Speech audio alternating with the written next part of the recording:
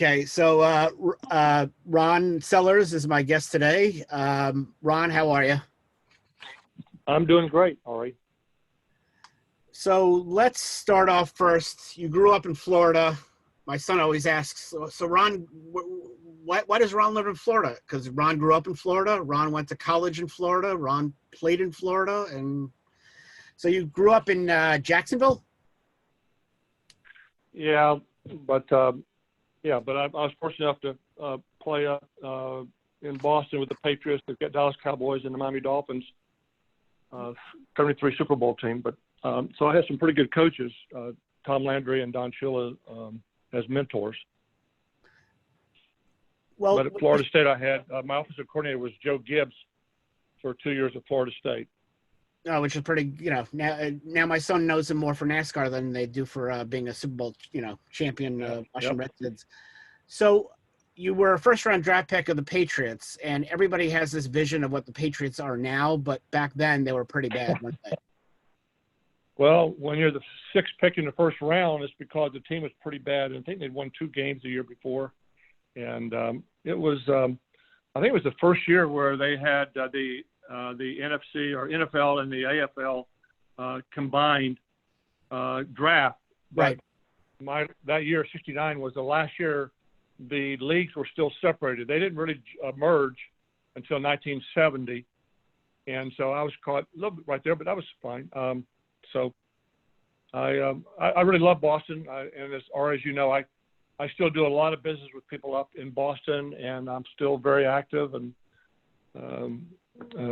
so, with my, securities company, Key Retirement Solutions. Matter of fact, in all season when I was in Boston in 1970, my attorney, Bob Wolf, called me and said that, a brokerage firm would like to have you come in and represent them and then get your Series 7, which I did in 1970. So I've been either Series 7 or Series 6 a long time. Yeah, so, well, first of all, with the Patriots, you bounced around a lot, the team itself. The first season you played at Alumni Stadium at Boston College, then you moved to Harvard. Oh, now you're talking about venues. Yeah, yeah. Well, just because, how bad the Patriots were and, finally you got to Foxborough, and Foxborough wasn't really known as a really nice place to play. Even when Well, we didn't play Foxborough my first 2 years. My first year, here I played at Florida State with 65,000 seat stadium, and then had played some games like against Alabama with 74,000 people. And then here we had a 24,000 seat wooden bleacher at Boston College is where we played my first year. And that was really interesting. Matter of fact, it was, but I love Boston College though. I mean, that's really a beautiful campus. And then the second year we played at Harvard while they were building at Foxborough. And then my third and final year was at Foxborough.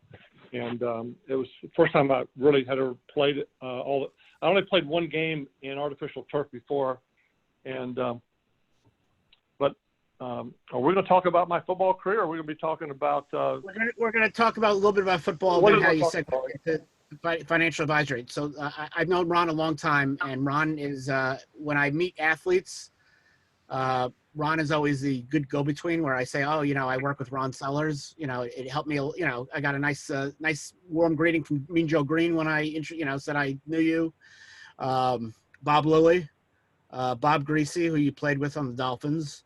And and my personal favorite, Ron Simmons, a former pro wrestler and like you, a Florida State Hall of Famer. I was fortunate enough to be Florida State's first player inducted in the National College Football Hall of Fame in 1988, and then I believe in 1998 or 99, Ron Simmons was inducted, and so Florida State asked me to come there and support him, which I did, and his family. So it was really great. You mentioned Mean Joe Green. The first time I met him was my senior year. I was fortunate enough to be on the Ed Sullivan Show my junior and senior years as a coach's All-American. Right. Then my senior year, I met Mean Joe Green, and I said, "Who's this guy from North Texas State? He sure is big, and he has a beautiful smile, which he does." And I said, he seems too nice to be a really Mean Joe Green. And then we became teammates at our senior year in some bowl games, the Senior Bowl and then the Hula Bowl. At those times, they weren't on the same weekend, so we played first the Senior Bowl, then we all flew out on a plane out to Hawaii, and he was one great guy, and I would want him on my team. I can tell you that. So you started out as a broker, and then you still played for a couple of years with the Cowboys and the Dolphins. And the Dolphins, you got a Super Bowl ring, which you were nice to let me handle one time. How was the business different? 70s is, around the time I was like a little kid. How was it different, the way business was conducted compared to today? You talking about business or football? Business.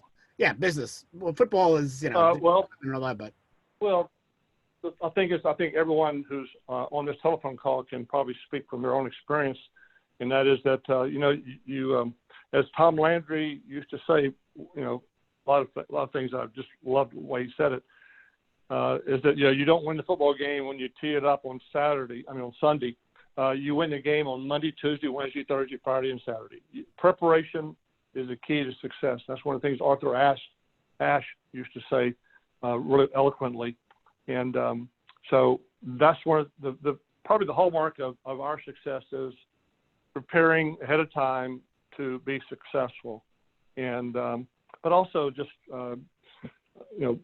really doing what's right by the client, and because if you do that, then everything else will fall into place. And be quite frank, I'm really glad to have Ari as not only as a person representing us and doing work with us, but also as a friend. He's a real gentleman, and I've enjoyed. We had a really nice DAT 401k conference over at Tampa Stadium in I think St. Petersburg, I believe it was. Tropicana. Great. Tropicana. It was really a great 2-day affair, and great having dinner one night with him and some other people. We had a really great time, and Ari, you really are a credit to your industry. And we had Wade Boggs as a guest, and a highlight. People say it was a highlight, awesome. But I made Wade Boggs cry 2 days in a row.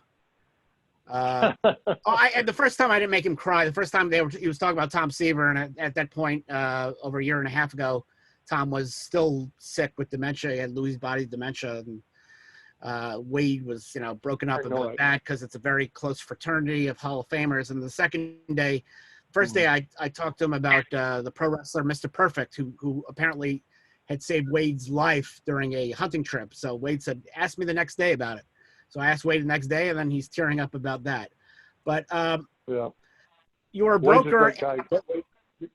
Wade was a fantastic guest too. And as a broker, did you were a broker and still playing at the same time? Did you ever try to sell stocks to your players? No, I did not. What I did was I just tried to learn as much as I could because I didn't want to profess to be something I really wasn't. I was just really basically, even though I got my Series 7 license, I had there was 9 partners in this firm called Burgess and Leith in Boston. They were in like 10 states. They had like 18 offices, and they've been around since like 1915 at that time. And I just, matter of fact, when I was inducted in the Hall of Fame, College Hall of Fame at the Waldorf in '88, I could invite 5 friends and family members, and 2 of those 5 that I invited was 2 of the partners that I became so good, close friends with, and one of them is still around, but they were just great. They were only about maybe 18 years older than me, but they were just great people, and they really were probably keys to some of my success that I've had. And as I said, I love Boston for that because I used to take a commuter 1 hour one way downtown Boston, and then they had 50-yard goal line system for the Boston Bruins, the Celtics, and the Red Sox. They did not have any tickets for the Patriots, and but they decided to get some whenever I was playing. But as they know, I'd never been on a losing team before, so I tried to get traded. Matter of fact, I was traded before my first season started Most people don't know that, but I was traded to the San Diego Chargers, subject to the owner approving it, and he did not approve it. He didn't want to. He just didn't want to approve it. But Sid Gilman, we ran the Sid Gilman San Diego Chargers offense. That's what we ran at Florida State, and that's why we led the country almost every year in passing. And I was very fortunate at Florida State. That makes sense because isn't Joe Gibbs part of the Sid Gilliam tree through Don Coryell? Yep. Yeah. Yep. Because You're right. Joe was an offensive coordinator, I think, under Don Coryell before he got the Redskins job. And Ari, I hope everyone here is a sports enthusiast. Otherwise, people are going to be going to sleep on you here, big fella. Well, I'm trying to segue into because your career, you finished up in 73, 74. So after you retired, you moved back to Florida and started your own business out there? Yeah, well, I started my own insurance company, Ron Sellers and Associates, Inc., in 75. And then I changed that name a couple of years ago to Sellers Benefits Group. But one thing I did for a lot of reasons, about 10 years ago, I formed some subsidiary companies, and one of them was Key Retirement Solutions. So my main company owns like 6 different companies, and we do things primarily in the insurance field or close to it. And so in Key Retirement Solutions, I've had it for like 10 years, and so that's where all our securities and stuff is placed. So we enjoy it, and so in 75, we've been very busy. Yeah, in 75, you started business. I mean, when I started a business in 2010, there was something called the internet and social media. How did you get clients back in 75, and how much of a name was Ron Sellers still in Florida in 75? Was that like a big to do? Well, yeah, it was a big to do. Yeah. Because I had by that time in 75, I'd already been inducted in 10 different sports Hall of Fames. And so, in Florida, it's a big to do in Florida. No, because outside of Florida, no one really cares, but that's okay. Listen, when Wayne Corbett retired as a New York Jet, he went right to being, I think, a Morgan Stanley broker. And I can only imagine, in New York, New Jersey, what a thing, having your broker being Wayne Corbett is, and of course, outside New York, New Jersey, nobody knows who Wayne Corbett is. Mm-hmm. Well, the only thing it does is the recognition is nice, but if you can't follow up with speaking about something that you know and have a passion for, so people know I have a passion. And Ari, I think I may even share with you is that I really my brother ran my employee benefits division for like 22 years. He retired like 5 years ago, and he's like 3 years younger than me. The thing is, I do it because I want to make a difference, and because of all the relationship capital that I have, not only in Florida but really around the country in some of the spaces we're talking about. And I just got off the phone with one of my partners that I do business with. He's like the largest independent TPA in the country for benefits, and we do a lot of business. And I just was giving him some news about 2 new clients that he's going to pick up now, and then they're both 401k clients of mine. And one of them is a doctor practice that started with like 700 employees. Now there are 1,300 employees. When they came into our 401k MEP, which you're the plan sponsor of, Ari, on January 1 of 2013, they had $4.9 million.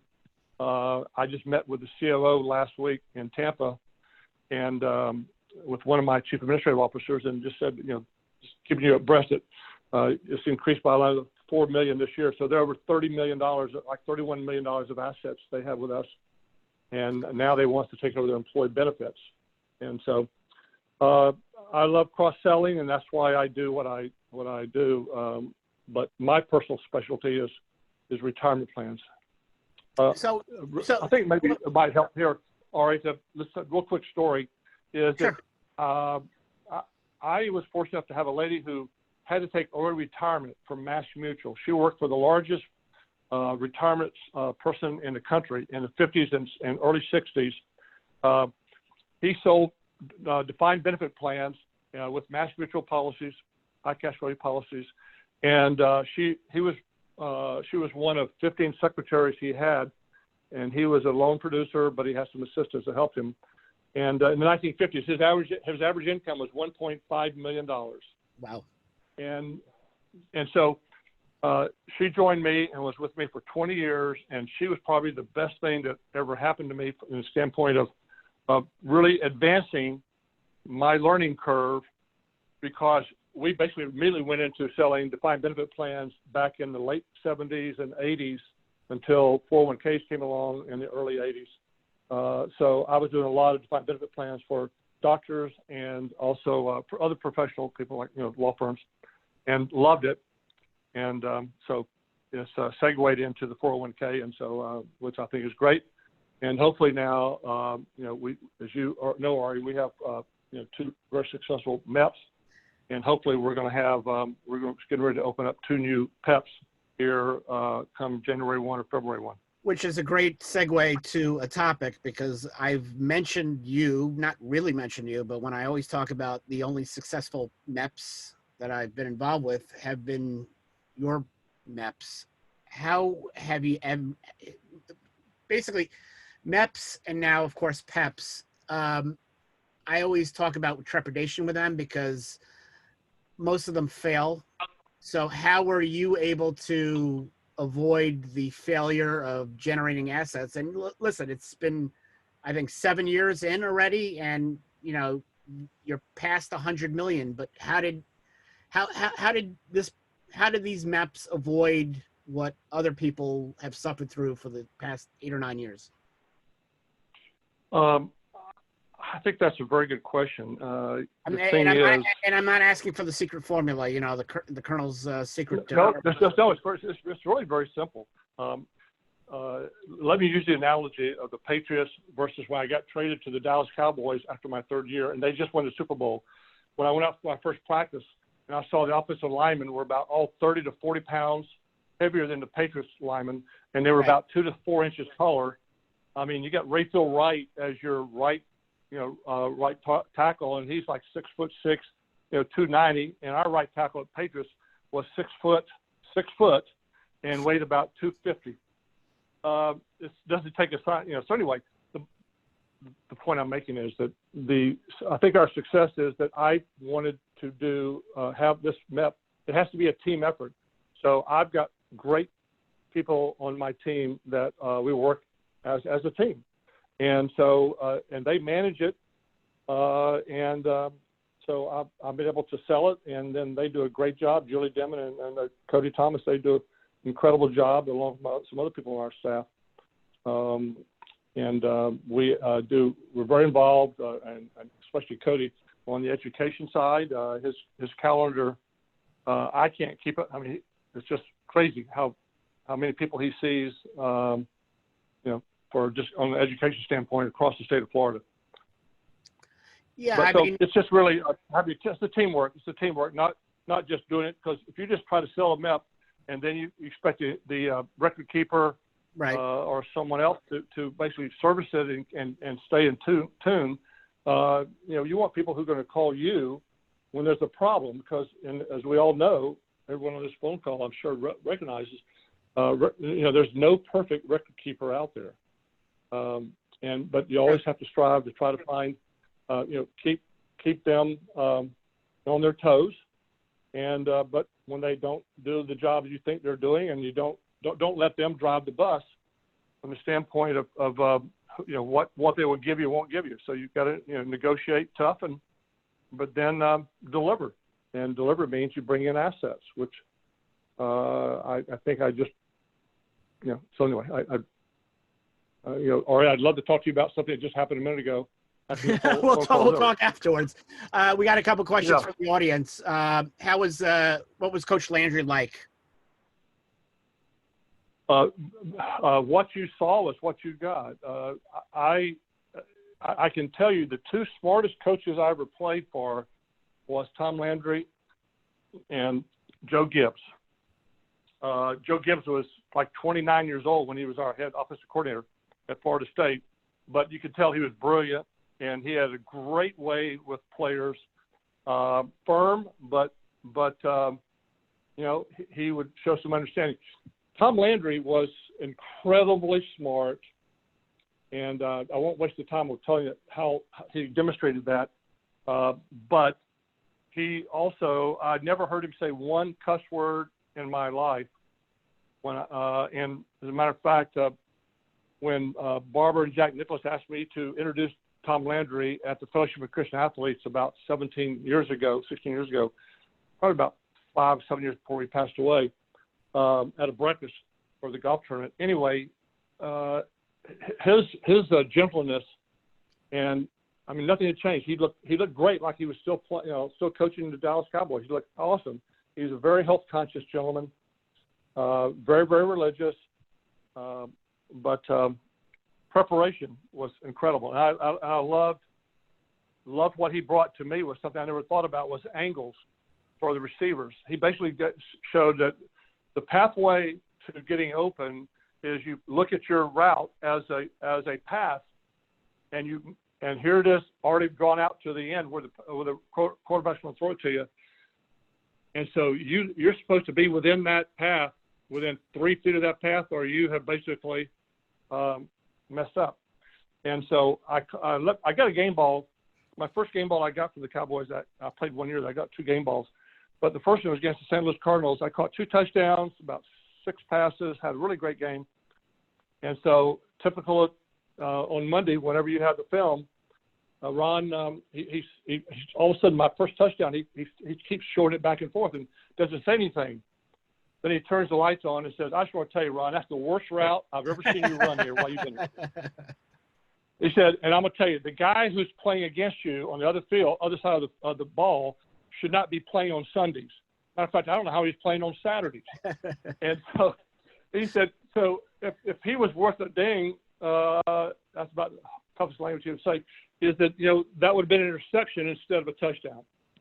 And then the second touchdown I scored, he said, "Now that's more like the Ron Sellers I know. That was a great play there. Your first one was really bad." So anyway, he did not believe in basically giving you much credit. He just wanted to always try to teach you to do it better. And that's one thing I learned about him, is never accept where you are, because you are either getting better or you're getting worse, being stagnant. And that's how I feel. And Ori, you've seen the way I work a little bit. You know that I don't let things just sit on the vine and hopefully they grow. Yeah, I mean, that was always we talk about the MEPs that don't work. I appreciate how you're a go-getter, and some of the other people that I've seen try to do MEPs, they like to talk a lot. They don't like to do a lot. I always feel like a vibe when dealing with people who want to set up a PEP or a MEP. They set up meetings, they talk, and they talk, and then they talk, and they never do. They're very good at setting up meetings and talking about great things. I worked with somebody for a very long time. I'm not going to name names, but the person would have weekly meetings, 7 or 8 months every week, and nothing ever came off the ground. And I at a certain point, I said, I like you a lot. It's great to meet you every week, but we're not getting anywhere. And I just stopped the meetings, and that's how I always feel. Like setting up a MEP and a PEP, it's all about distribution. And if you're just sitting and talking and talking and talking, you're never going to get anywhere. I had that with an advisor we met. I met in one of the conferences in Kansas City, and 6-7 months he's talking about this opportunity, and it wasn't even his opportunity. It was another advisor's opportunity. And then afterwards, that other advisor didn't want to do it because they discovered they were only going to make 10 basis points. But someone else asked a question: what was your favorite city to play for, favorite city to play in, and what was your least favorite? For a game, or for being a member of the team? or they didn't say. Was the city. Well, by the way, as far as the city, I mean, for a game, I lived in 3 different places no, in Boston. No, for an actual game, cities to play in. Oh, for a game? Yeah. The worst was, without a doubt, Buffalo. Because we played in the old baseball field there, and it was unfortunately not one game, but we played them 3 times there. Once we played them home and home, right. Every season. And so the first year we go in there. They beat us. OJ was the first pick in the first round when I was there, and so OJ had a pretty good game. But and then we get in the bus right outside the stadium, and then there are people out there arguing, and all of a sudden gunshots go off, and one bullet hit one of our side of our. I mean, that was scary. Yeah, I can imagine. So I didn't really enjoy that very much. I'm not really big on guns. I don't own any guns, but so that wasn't good. I love playing though. I love playing a lot of places. Probably one of the most fun places I've been to and place I enjoyed was my first pro football game. Was an exhibition game in Montreal, Canada, against Detroit Lions, and it was just, that town was wonderful. But as far as American towns, I love San Diego. San Diego was great. I love Dallas. I was really glad to be traded to Dallas from Boston. We played with, so it was really my last year with the Patriots. We opened up the new stadium there for the Cowboys, and I got hit in the eye, and I spent a week in a hospital in the Dallas hospital there, and no less than 10 Dallas Cowboy players came over to see me that week before I caught a plane back to Boston, because they thought I was going to lose my eye, which I didn't. But the Dallas Cowboys could not have been better. Then here I get traded to them the next year, which was great. Somebody asked about the 1966 game against Florida. The Lane Fenner none call. Yeah, Lane Fenner played right behind me. He was like 6'5.5", and he had not played, I think, play that game, and so we had just run two pretty deep routes, and Steve Spurrier. Well, first you have to know that the Florida Gators, then in order to agree to play us, they basically refused to play us until like 1959. I think it was the first year, and so in '66, part of the rule was the first 10 years. The only SEC referees would be allowed to referee the game, whether it's in Tallahassee or in Gainesville. So we had SEC referees no matter where we were. And so Lane Fenner caught a winning touchdown. The pictures show that his feet were only 3 feet in bounds, not 3 inches, 3 feet in bounds with the ball hugging. And the referee, SEC referee who called him out, was on the 17-yard line running down, but the sidelines were so crowded, there's no way he could have seen the play, and the end zone was crowded. But by him calling him out, Spurrier won the Heisman Trophy, and Bob Griese lost it that year. And when I got traded from Dallas to the Miami Dolphins, unbelievably, the first thing Bob Griese asked me is, how could you have lost to the Florida Gators in 1966 at home? So I said, are you kidding me? I mean, this is like, this is 1972 or 73. Yeah. That was like 8 years ago. It sounded like 7 years ago, whatever. Must have been a big game though, right, Ron? That must have been a huge game at the time. That game must have been absolutely enormous at the time. Oh yeah, the FSU Florida game was the biggest game of the year. Yeah, we had 65,000 seat stadium, I think it was. But we would sell an extra they'd make an extra 3,000 chairs someplace. But it was a big game, yes, absolutely. And then the next year, I was lucky enough, about a month ago, I was in Tallahassee. They asked me to do a video so they could ask me a lot of questions about my career. And so one of the things that was talked about was how our quarterback in the '67 game, we had never beaten the Gators but one time, and that was in Tallahassee in like '64, Fred Biletnikoff's senior year. And so in '67, we were ahead by 3 points. They fumbled on our 6-yard line, and then our quarterback. Now this is with about maybe 3 minutes to go in the game, 2 minutes to go in the game. Our quarterback Kim Hammond, who was knocked out in the first quarter, came into the game, and the first play he threw me about a 45-yard pass up to midfield, and then we lost, I think, 1 yard. Tried to run the ball, and then the next play I scored a touchdown. So they call us the three plays in a cloud of dust. So we went 94 yards in 3 plays. So we beat them for the first time there in Gainesville. Hey Ron, quick question. This is Greg. Just a follow up to that 66 game. I read something you weren't in for the last play. Is there something? Could you talk to that? Is there something that is that public knowledge or something? It seemed like it wasn't just controversial. The SEC. That I was what? You weren't in that last play. Yeah. No, Lane Fenner was behind me. He's the one who caught the pass that was called out. I was on the sidelines trying to catch my breath because they just, because I played the whole game and had caught 9 passes that game, and so we just ran two goes. So when you run it was like a 45 yard, and so then he came in. He had fresh legs, but the reason Lane didn't play more is when he caught a pass by himself, he would fall down. I like to catch the ball and run with it. Usually it's called racks, I believe now. Yeah, or yak, right? Yeah, right. Yeah, yards after catch.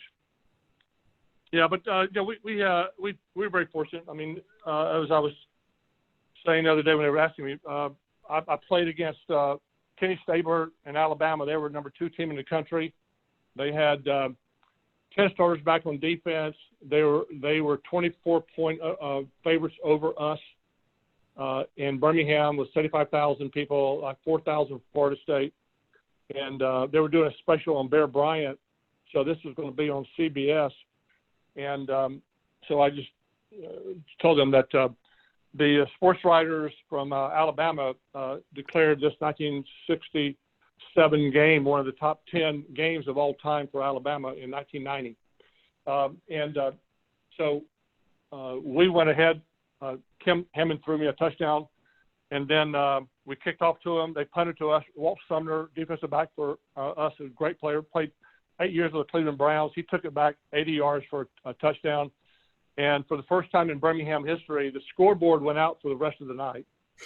and then Kenny Stabler had been suspended for the game. That was on the front page of the Birmingham News, not the sports page, the front page. And so, but he was dressed out. So after one series, or maybe it might have been 2 series, Kenny Stabler was now unsuspended and had a great game. That game, and we wound up tying them 37-37, and it was a great game for us. And there were over 10,000 FSU fans waiting. They canceled Rush, back in Tallahassee. So we had over 10,000 people at Tallahassee Airport. It's never happened before or since. Last question that I have, and we'll conclude, and thanks again for being here. What have you, in my business, I look at some of my experiences, working for the school paper and whatever I did over the years. I was never the athlete that you were, but I was able to take some of the things that I learned, being in the school paper and being involved with political organizations, and it's helped me in business today. What have you learned as a football player in college and in the pros that you were able to add to your business, that kind of, that experience helped you in your business as a broker? Well, it starts with first building relationships with your clients and your prospects. And the thing that I've always, there's really a couple things that I've done. One is I've always strive to do cross-selling opportunities, because if people trust you, they will trust you with more than just one piece of their needs, which is so that's why we've done employee benefits, retirement plans, and for about 10 years I owned a property and casualty company with about 65 employees, and it was very, very successful, especially in the PO industry. We had at one time like 7 POs and probably $200 million of workers' comp premium for that. But anyway, I don't. But that is I don't like the property and casualty business. It's a totally different field that I'm comfortable with, and so I sold it to my P&C partners. But besides preparation, I believe you really need to surround yourself with a great group of people who will follow you whenever you tell them we're going to do this or that. But at the same time, you've got to let people be entitled to help and be a part of the team, and not just window dressing. We want them to participate, and so Ari, just like I think you and I work out real well because we talk about things, and we sometimes may disagree, but we seldom ever really disagree that much. But I just think that you got to care about other people, and that's what shows. It comes across, and but you got to be prepared.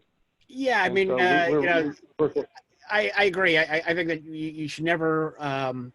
It's okay to have a difference of opinion, but I always think that you should keep people's interests. Especially if you're business partners, there may be disagreements, but at least there should be clear and the decision making. This is the way I'm going to go, and whether you disagree with it or not, that's fine. But at least you should know what the person decides to do. And I've had that situation in the past. All of a sudden, like, I didn't decide that. Well, you always want to give everybody input. Yeah, I think it starts with your principles and your values. And so you know what, it's really trying to make sure that who people see is really who you are, and with that, then deliver. I mean, you got to deliver on your promises, and that's a critical thing. A lot of people promise more than they can deliver, and Ari, you and I have seen that with some other record keepers that we've had in the past. So we're really, to be quite frank, I think Ari and I are very, very excited about the future, and we hope that the PEPs are going to be what they are currently, and there will be no harm done whenever the final regs come out. But I hope each of you all have a great rest of 2020. But please be careful, because this pandemic is really deadly serious. We're having some people I know have passed away from it. So it's just really serious. Yep, absolutely. So Ron, thank you so much for being a guest. And of course, everybody, that virtual conference number 6, that's going to be tomorrow at noon. And again, thank you everybody for attending, and it's going to be up probably later today on YouTube. So thank you so much. Take care. Thanks, Ari. Thanks.